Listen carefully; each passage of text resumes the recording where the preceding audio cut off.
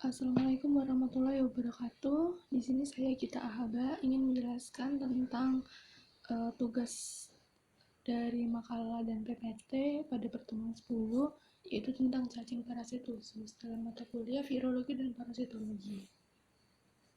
Untuk outline-nya di sini akan mengetahui berbagai macam morfologi, siklus hidup, patologi, epidemiologi, dan pencegahan terhadap jenis cacing tersebut. Di sini ada 5 cacing, yaitu cacing Trichinella spiralis, cacing Toxocara canis, cacing Ascaridia gali, cacing Ascarissuum, dan cacing Strongyloides stercoralis. Di mana ada cacing Trichinella spiralis yang pertama. Untuk morfologinya, cacing ini tersebut salah satu jenis dari cacing gilik, kemudian bisa menimbulkan penyakit trichinosis, trichinellosis, dan trichiniasis.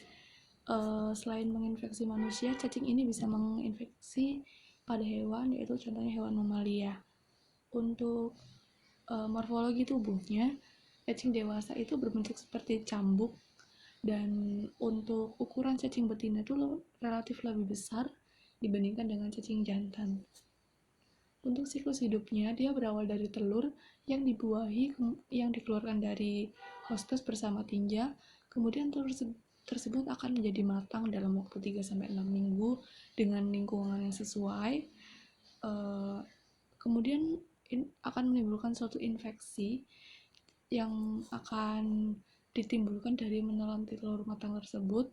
Larva keluar melalui dinding telur dan masuk ke usus halus. Kemudian setelah menjadi dewasa, cacing itu akan turun ke usus bagian distal dan masuk ke daerah kolon, terutama sekum. Kemudian untuk patologinya, dari cacing ini itu menginfeksi di saluran pencernaan dan terutama pada usus dan otot. Larva dan bentuk dewasa dari T. spiralis ini menginvestasi manusia sebagai hospes definitif dan sebagai hospes intermediate ketika larva sudah berada dalam otot. Nah, setelah memakan daging terinvestasi, larva berkembang menjadi dewasa dalam usus. Kemudian setelah terjadi perkawinan,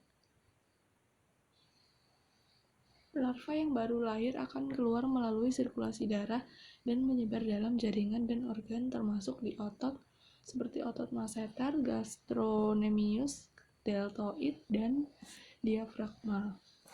Kemudian untuk epidemiologinya, di mana menurut ICT atau International Commission on Trichiniasis melaporkan terdapat 65.818 kasus trichiniasis pada manusia dari tahun 1986 sampai 2009. Kemudian pada tahun 2014 FAO dan WHO membuat daftar 24 parasit menurut 9 kriteria global dan Trichinella spiralis menduduki peringkat pertama. Kemudian yang kedua ada cacing Toxocara canis, di mana cacing ini itu dapat ditemukan di seluruh dunia. Cacing ini tersebut sangat sulit dihilangkan dari suatu daerah ketika suatu daerah itu sudah tertular, karena pada cacing ini memiliki kulit telur kedua yang lapis luarnya itu tebal. Nah, seekor cacing betina dari Toxocara canis ini dapat menghasilkan kurang lebih 200.000 telur per hari.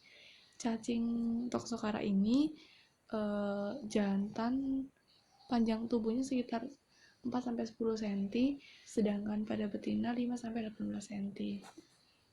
Kemudian ada siklus hidup dari Toxocara canis, yaitu berkaitan erat dengan metode infeksi dalam tubuh hospes, di mana secara umum siklus hidupnya itu terdiri atas infeksi langsung, infeksi intrauterus, infeksi transmamaria, infeksi induk pasca melahirkan, dan infeksi melalui hospes paratenik. Kemudian untuk patologinya, di mana manusia yang terinfeksi Toxocara ini, larvanya bisa menyebabkan visceral larva migran yang mengakibatkan timbulnya gejala muntah, dan ocular larva migran yang menyebabkan kerusakan mata permanen pada manusia. Jadi ocular larva migran ini biasanya juga terjadi pada anak-anak umur 7-8 tahun, dan visceral larva migran itu umur 1-4 tahun. Kemudian untuk epidemiologi sendiri, di mana Toksoriasis itu menduduki 16,67%-nya dari prevalensi total seluruh dunia itu yang 55,83%. Untuk cacing ini sebenarnya dia akan terus berkembang, itu tergantung pada perubahan perilaku pada manusia dan lingkungannya. Kemudian untuk di Indonesia sendiri itu sudah banyak ditemukan, khususnya di Jakarta, prevalensi toksokariasis itu pada hewan, asalnya dari hewan, yaitu dari anjing dan kucing. Kemudian untuk yang ketiga ada cacing Ascaridia gali, di mana cacing ini diklasifikasikan dalam filum Nemathelmintes dan kelas Nematoda, di mana itu cacing ini tuh parasit yang ada pada ternak unggas yang termasuk dalam soil transmitted helminth dan biasa ditemukan pada usus ayam dan unggas lain di seluruh dunia. Kemudian panjang cacing jantan itu 30-80 mm dan diameternya 0, sampai 1,2 mm. Untuk panjang cacing betina panjangnya 60-120 mm, lebih besar ya daripada cacing jantan. Kemudian untuk siklus hidupnya, di mana telur dikeluarkan melalui tinja dan berkembang akan di udara terbuka hingga mencapai waktu 10 hari atau bahkan lebih. Infeksi terjadi pada unggas akan dengan cara itu unggas itu menelan dari telur-telur tersebut melalui makanan atau minuman. Jadi cacing tanah juga dapat bertindak sebagai vektornya dalam menelan telur tersebut. Jadi cacingnya memakan telur tersebut, lalu cacing itu dimakan oleh unggas tersebut. Kemudian untuk patologinya, di mana itu akan menimbulkan kerugian yang cukup tinggi pada unggas gitu, karena akan ada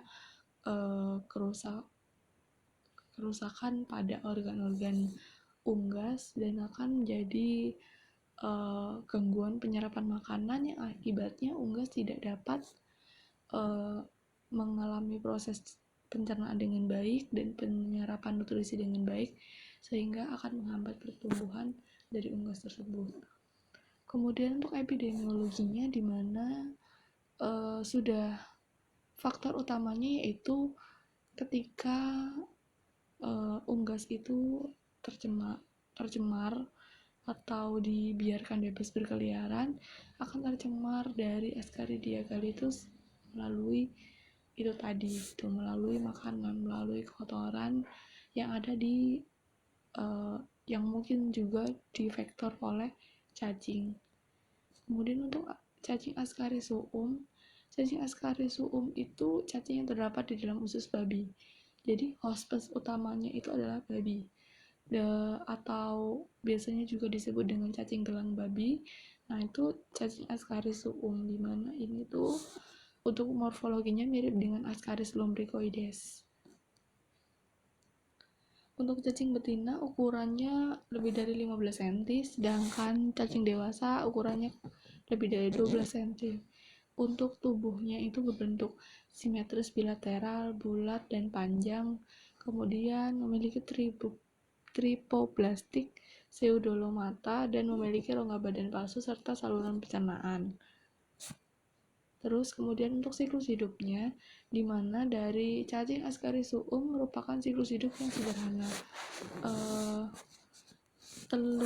Tinja yang mengandung telur Ascaris suum merupakan media persebaran dari Ascariasis tersebut, di mana namun telur yang tidak dibuahi akan menjadi fertil dalam waktu 4-6 minggu. Faktor yang mendukung itu adalah bentuk kondisi tanahnya yang kurang optimum dan akan memicu perkembangan telur cacing dengan suhu 18-20 derajat. Kemudian untuk patologinya, di mana cacing ini itu ditemukan pada babi. Jadi ketika babi menelan telur larva akan menjadi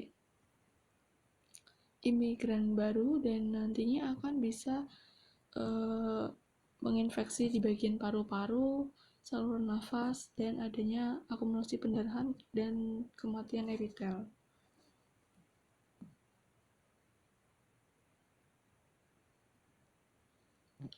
Lalu epidemiologi, di mana epidemiologinya dari Ascaris ini itu sangatlah tersebar di seluruh dunia karena